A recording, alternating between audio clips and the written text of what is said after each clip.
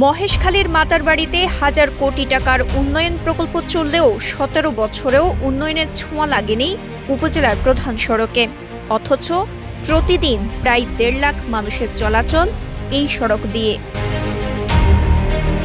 সরেজমিনে ওই সড়ক ঘুরে দেখা যায় খানাখন্দে ভরে গেছে রাজঘাট থেকে সাইরারডেইল পর্যন্ত ৪ কিলোমিটার সড়ক। এর অধিকাংশেই জমে আছে কাদা পানি। এতে চলাচল করতে গিয়ে চরম ভোগান্তিতে পড়েছে স্কুল কলেজগামী শিক্ষার্থী সহ সাধারণ মানুষ।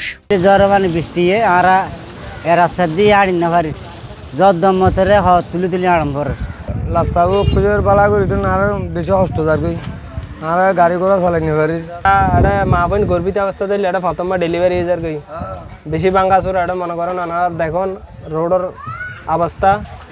স্থানীয়দের দাবি, গেল ১.৫ যুগে উপজেলা প্রধান এই সড়ক কখনো সংস্কার করা হয়নি, বরং মাতারবাড়ির বিভিন্ন সরকারি প্রকল্পের ভারী মালামাল বোঝাই ভারী যান চলাচলের কারণে আরও ক্ষতিগ্রস্ত হয়েছে সড়কটি।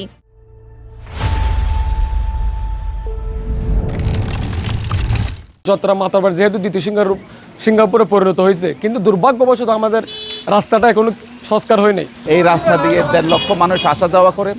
এই রাস্তা দিয়েই আমাদের ছাত্রছাত্রীরা আসা যাওয়া করেন। যে কোনো প্রয়োজনে দূর সময়ে রোগী নিয়ে গাড়ি করে চকরিয়ায় যেতে হয়, চট্টগ্রামে যেতে হয়। কিন্তু অত্যন্ত দুঃখজনক বিষয় হলো গাড়ি নিয়ে যাওয়া সেটা আসলে হেঁটে যাওয়াই অত্যন্ত আরামদায়ক হয়ে পড়েছে এই রাস্তাটা।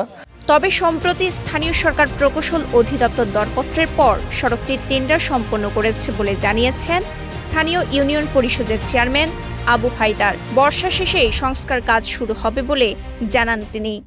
এলজিডির জায়গা আর অর্থায়নে মাতারবাড়ির এই প্রধান সড়কটি ইতিমধ্যে টেন্ডার হয়েছে। আমরা আশা করছি যে বর্ষা মৌসুমের শেষ নাগাদ তারা তাদের কাজ শুরু করবে।